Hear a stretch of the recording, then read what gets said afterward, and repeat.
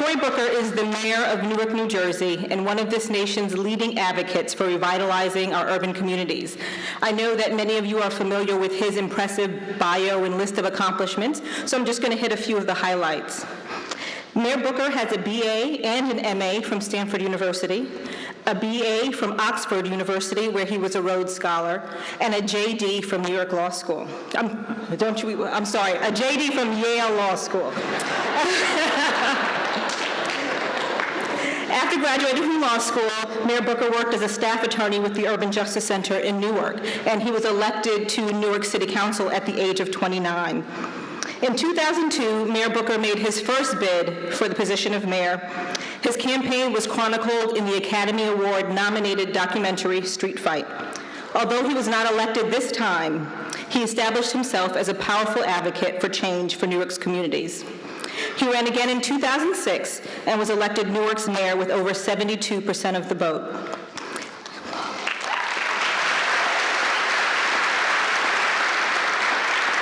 As mayor, he's been a man of bold ideas and unyielding optimism.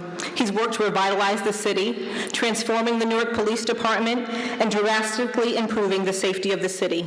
He has set up innovative programs to help felons re-enter their community. He's established programs to assist small businesses and has famously rallied investment in the future of Newark's children.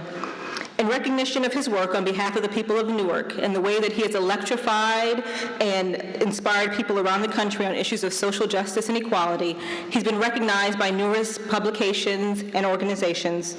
Most recently, he was named one of Time Magazine's 2011 Time 100, which recognizes the 100 most influential people in the world and celebrates the way that they use their ideas, their vision, and their actions to transform the world. But as far as I'm concerned, his most important honor was serving as my groomsman in my wedding almost 15 years ago. As long as I've known Cory, the values that he has advocated on the national stage have been the ones that have guided him as an individual. He has always inspired me with his passion, his commitment, and his courage. And he continues to inspire me and others as a leader, as an advocate, and as a citizen responsible for making the change that I wanted to see in my community.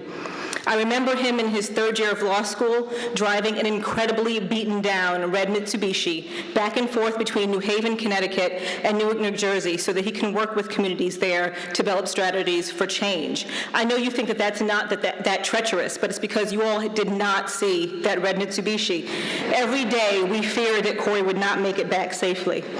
And while working for the Urban Justice Center, he moved into one of Newark's most notorious housing projects, the Brick Towers. And there he organized his fellow tenants to improve their housing conditions and safety. And as a member of Newark City Council, he went on a 10-day hunger strike to protest rampant and blatant drug dealing and crime in Newark's housing projects. Today, Cory is the paradigm of a citizen lawyer, the idea of a lawyer in service to justice and equality. He exhibits all of the values that we in New York Law School believe are important. In fact, what attracts the Mark Zuckerbergs and Oprah Winfreys of the world to Cory is the same thing that attracts the mothers and the teachers and the nurses, the everyday citizens who have rallied to him in the way that he has rallied to them. His sense of justice, his sense of outrage, his capacity for leadership, and most importantly, his capacity to love. And it's my honor that we are going to be hearing from Cory Booker. Right now, I'd like to invite Dean Madisar, Dean Davidson, and Board Chairman Abby back to the podium.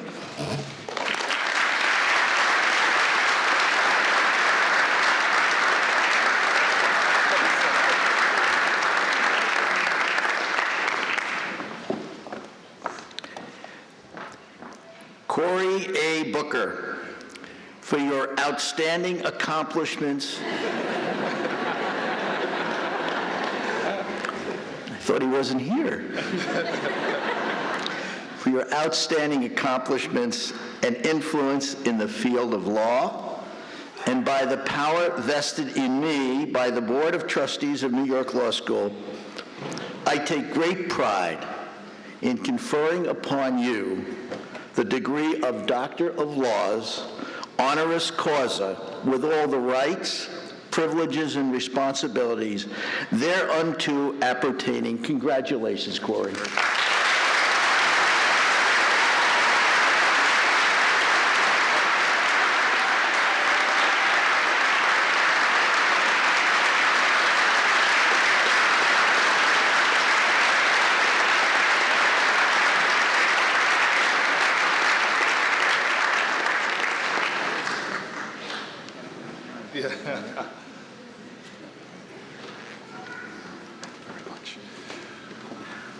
All right. This is a remarkable privilege, more than you can imagine, to be here today to take part in what is really the class of 2011's moment. I sat there with a great deal of trepidation, and I give warning to each of the class members here. When somebody stands up to introduce you that has known you for about 15, 20 years, I have this prayer that God grant me at least a few friends that really know me and are still my friends anyway. Deborah is one of those women in my life that could destroy my political career, uttering a few truths. So I'm very happy, and look around you right now. Keep the people who really know you happy, because you may go on to do things where, thank God they didn't have Facebook back when I was in law school. Digital cameras were just coming on. I have to say I am so excited to be here and so thrilled by this honorary degree, but I made particular cause of ensuring that none of my family members would be here. Now, why do you ask? Because my families and graduations do not mix. You all should consider yourselves very lucky that your family is not like mine, because every graduation that I went through, they found a way to create a scandal. First of all, the degree of their screams and yelling and shouting would not abate during the entire ceremony. My family graduations were the culmination of the highest aspirations of our family's history, to graduate from an institution, and they would not in any way behave. My family did not believe in tickets. If you dare told them that only 2 or 3 of them could come into the auditorium. I still to this day am trying to prevent the scandal of the great Booker family counterfeit ticket effort to come to the fore. You know, we had one outdoor graduation along my journey. It was a night graduation. The FAA has fined my family because the sustained bursts of flashes as they took pictures during the entire ceremony seemed to blind pilots as they were trying to land in Newark Airport. And then what made graduations really an experience for me, and some of you actually may have this experience, was afterwards family members would line up of the elder capacity. The seasoned seniors would come forward and say to me their wisdom and their jokes. And the jokes and wisdom were the same from my 8th grade graduation all the way through law school. I could have parroted it back, but I stood there as my grandfather and father would trip over themselves to say, who would give the joke first? The tassel is worth the hassle. I see, my son, you're not magna cum laude or summa cum laude, you're just thank you laude.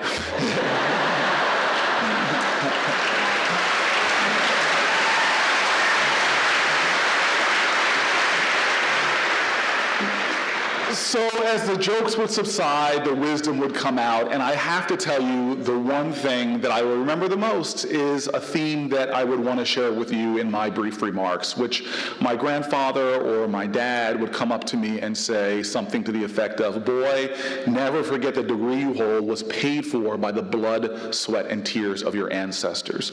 Never forget that you can learn more from a woman on the 5th floor of the projects than you ever can from one of these fancy professors at this school. But most importantly, what I want you to know and understand as you recognize the human dignity of every person you encounter on your journey, as you give honor to those whose names you'll never know, who sacrificed for you, struggled for you, bled for you to make this moment in history possible, what I need you to understand right now is that you must be one of those people who always stands up for who you are. Now, my father is an interesting guy, and he makes this point to me time and time again.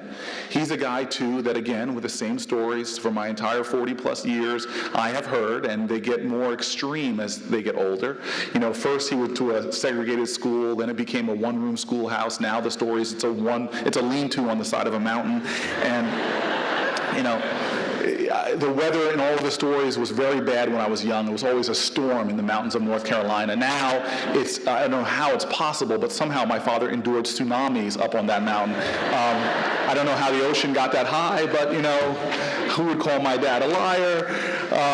My father, my favorite thing he always says is, in the beginning he was just poor. He was poor. But now he's like, when I say, Dad, you were born poor, he was poor. Oh, no way. I was just po, P-O. I couldn't afford the other 2 letters.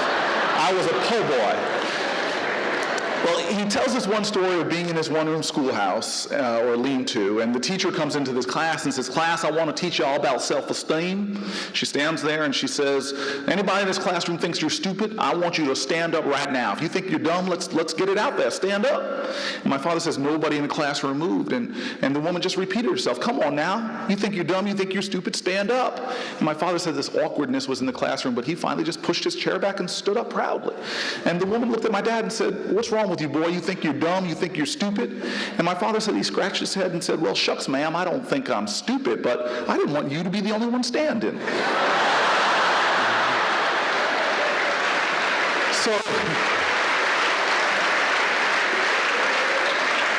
So this was what my parents would tell me. Every way they could, they would try to help my brother and I understand that this world has a powerful leveling effect. It wants to make you like everybody else. It wants to sanitize you and homogenize you, but you can't let that happen. You were born with a particular genius. You have a God-given calling that you must every day try to answer. You must follow your own moral compass. You were not, as my parents would say, born to fit in. You were born to stand out.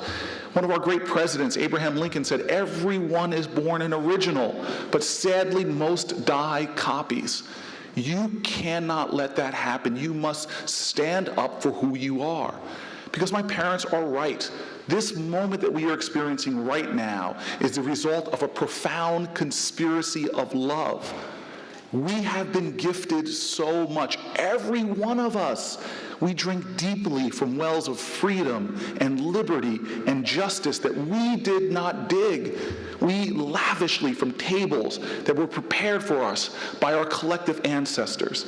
My parents would not want me ever to grow drunk on the wine of other people's sacrifice and struggle, or sit back and enjoy life growing dumb, fat, and happy, just consuming all of that which was put before us. We were born to metabolize all that we are given and to use it as fuel to manifest our genius, to manifest our divinity. Now, this is so difficult in the world. I've learned in my life that real courage is not the big speech, it's not the big election or the big fight. It's having the stubborn determination to every day wake up, get out of bed, stand up and go out into the world and do those consistent acts of decency, kindness, and love that in their aggregate, those small actions over a period of time will add up to transformative change. Now,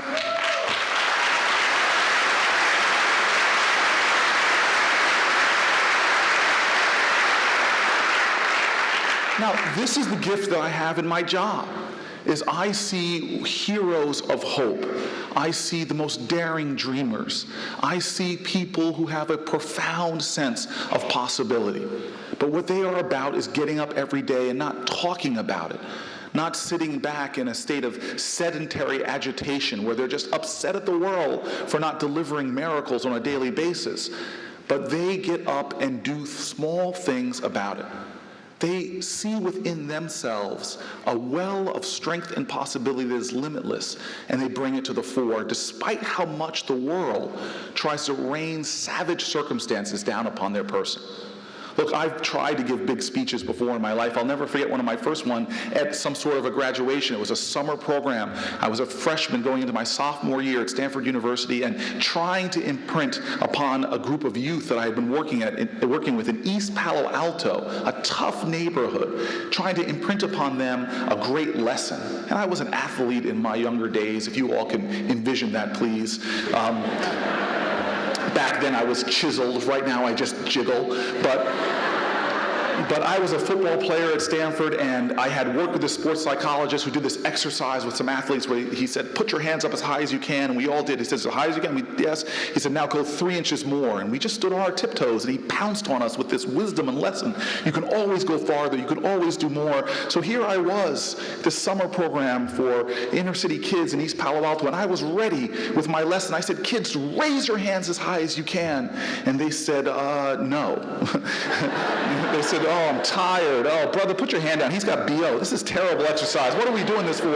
And so, not being the master of child psychology that I would wish I was, I resorted to a very base form of persuasion, very celebrated in my profession. It's called bribery. And I reached into my pocket and I pulled out $5. I know there's some future prosecutors here, so I'll be careful. I pulled out a $5 bill and I said $5 to the kid who could raise his hand the highest. And I'm telling you right now, these kids were capitalists, and they shot their hands up in the air, and I watched them comparing to each other with this smug satisfaction, about to pounce on them with my lesson. And then I saw to my left, there was this young kid, the youngest of the lot, the shortest of the lot, the cutest human being that God ever created. He was like a young Emmanuel Lewis, a young Gary Coleman with a splash of Macaulay Culkin put in there, all squeezed together. And he had a tough circumstance. He was like my father, born into a tough family with a single mother who couldn't take care of him that well. And his arms were crossed, his face was in a pout as he looked at these boys raising their hands. And then he turned around and started running out of the gym. And so I sprinted after him. I caught him in just 3 strides and picked up this little kid as he's wiggling around in my hands. And I'm like, "What's wrong, Robert? What's wrong?" He goes, let me go. I said, "Why? Where are you going?" And he shot a glance over at the kids and looked back at me, and he said, "Let me go, because you said you'd give $5 to the kid who could raise his hand the highest, right?" And I said, "Yeah." He goes, "Well, let me go, because I know a way to get to the roof." I gave him the $5. Now, this kid was my dad in both life circumstance as well as his determination not to let the world create the framework or the definition or the realm of possibilities that existed in his life. He was going to, no matter what, stand for who he was inside. But I tell you this, the challenges that we face, and you all face, as those who will be in this world, standing up for the rule of law, is that this democracy that we love, that we stand proudly, the nation we pledge allegiance to, has not manifested itself yet. Indeed, the history of our country is a history of ordinary people doing extraordinary things to make real on the promise of our democracy, but we have not achieved this nation yet.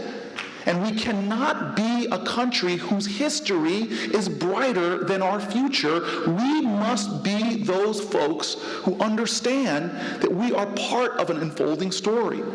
And if we do not stand up and manifest our truth, take the riches that have been afforded us and engage them in the world, then we are just relenting. We're resigning to the world as it is, as opposed to being what we're called to be. People who will continue to imagine a world as it can be and do whatever it takes to make that a reality. Now, I will end just with one testimony to this very value. And it happens to be the first person that I ever represented as a lawyer. In fact, I wasn't even a graduate yet. I was involved in the clinical program at my law school and had a chance to represent folks in the landlord-tenant court. And I'll never forget when that first stack of cases was put before me, and this sense of profound responsibility. I took the first case and went out to meet with my client and went to a set of housing projects in New Haven that I wouldn't want a person to live in, not to mention that I felt I was going to be fighting to keep a person in what seemed like very difficult housing. The person opened the door, and my client was there, a very elderly woman whose back was bent over, and her face of dignity had deep lines in it that looked like a map of a place long ago. And she sat and she basically explained to me, and some of you will know this, that she was being evicted from public housing because someone in her family was caught dealing drugs. And that's the kind of draconian rule that public housing authorities have. And I'll never forget that she had some extenuating circumstances. Her child, the young man that she had living with her was her nephew, a 19-year-old nephew who was caught with 38 vials of crack cocaine.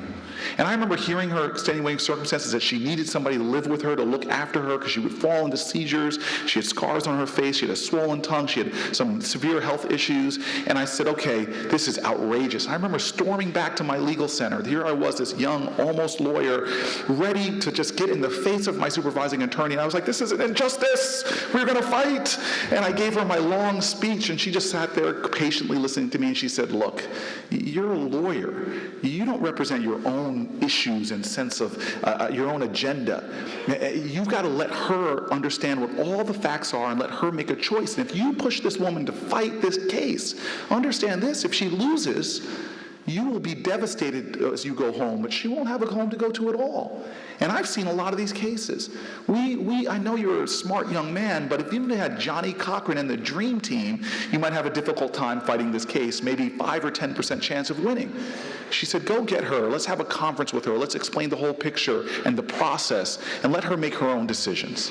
So I went out in the beat-up Mitsubishi Montero that Deborah talked about and picked her up, brought her back to what was probably one of the longest hours of my legal career.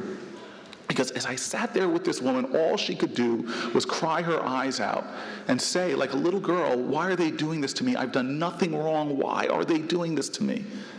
But at the end of the hour, something miraculous happened. And I am a believer in miracles. They abound around us if we just get out of our own drama and pay attention to the world around. And the miracle came to me in a question. She seemed to, this fragile woman seemed to pull inside of herself, stop her crying as I was talking on and on, raise her hand for me to stop, and then she looked hard at me and she said, would you please tell me something? I said, what? She goes, if I decide to fight this case, will it help other people? And I looked at her and I said, ma'am, as I told you, this is a very difficult, long process, lots of hearings. I said, we probably only have a 5 or 10% chance of winning on the terms we've discussed. But I guess, yes, if we win, we have a precedent. It could be, and she only heard the yes. She didn't hear me continue to talk. And she just suddenly went back inside of herself. And then she opened her eyes and she looked at me as if she was possessed. Her fragile fingers suddenly curled up into a fist and she slammed it on the table. She pushed back her chair and she stood up straighter than I had ever seen her stand before. And she looked at me hard and said, 5 or 10% is enough for me. We will fight. And then she strode out of the room with a dignity and even a regality that I'd never seen amidst her spirit. I sat there looking at the door, looked back at my supervising attorney, staring at each other until I realized I had to give the woman a ride home, so I ran after her. I worked on this case like you wouldn't believe. I'm researching everything I can, looking at different law, looking at different... I called Johnny Cochran. He didn't return my calls, God rest his soul, but come on, Johnny. On the 4th morning, I get a call from my supervising attorney and says, I've got some bad news for you. I was in a hurry, rushing off. I said, what is it? No, you need to stop for a second. I've got some bad news. And I said, what? And they said, well, I'm sorry to tell you, but last night your client had a heart attack and died. I did not wait. I hung up the phone. I just filled with rage and anger at the world. And as I began to let myself swirl in this emotion, suddenly I realized how incredibly arrogant I was being in the face of the universe. Here I thought that the world had put the great Cory Booker there to help the poor client of mine. But in reality, I think as a young, almost lawyer, the world had put this great client there for me. Because what she manifested in those last moments of her life was a powerful, powerful, powerful thing. The Greeks called it agape. There's a wonderful word in Hebrew, chesed. Me, as a Baptist boy from Newark, New Jersey, I call it love. That ultimately, when we stand in this world, that is what we must stand up for. And that all of us, whatever track we take in our life, this is what we must try to infuse this universe with: our essence, our compassion, our dignity, our hope, our love. This is what we must do. We must stand up because people stood for us. They fought for us. They bled the soil of this country red for us. We must stand up. Because King said change will not roll in on the wheels of inevitability. It must be carried in on the backs of people that will stand for it. We must stand up Because as Langston Hughes says, in life you don't get everything you pay for, but you must pay for everything that you get. We must stand up. We must stand because there's work to be done. There are wrongs to be righted. There is justice to be made real. There are people who say every day, liberty and justice for all, yet those children in our nation aren't experiencing that yet. We must stand up. And there is an added burden for those of us who are a part of the legal profession. Because we are a nation of laws. We are a nation that aspires to be one of justice. And to make the dream of this country real, the ideals that we hold, we must be proactive agents of that kind of power. And so I ask you, as my parents did, to stand up, to swear an oath not with your words, but with your duty, with your actions, and with your love. When I was a boy, my parents read me a poem, and I end with this. They wanted me to be that kind of person, to be committed to the ideals of a nation. And they read me this poem by a great American poet, Langston Hughes. And I end with this. Oh, let America be America again, the land that never has been yet, but yet must be, the land where everyone is free. The poor man, the Indian, the Negro, me. Who made America? Whose sweat and blood, whose faith and pain, whose hand at the foundry, whose plow in the rain must make our mighty dream live again. Oh yes, I say it plain, America never was America to me, but I swear this oath, America will be. Class of 2011, make this nation real. Not by hoping it or wishing it, make it with your own bare hands. By every day standing up for your truth and for your love. By every day doing the kindness and decency and love that this nation yearns for. And I believe that if all of you live with this courage of your convictions, that we as a country will move forward, that we as a country will make a way to the promised land, that we as a nation will indeed find a way to get to the roof. Thank you.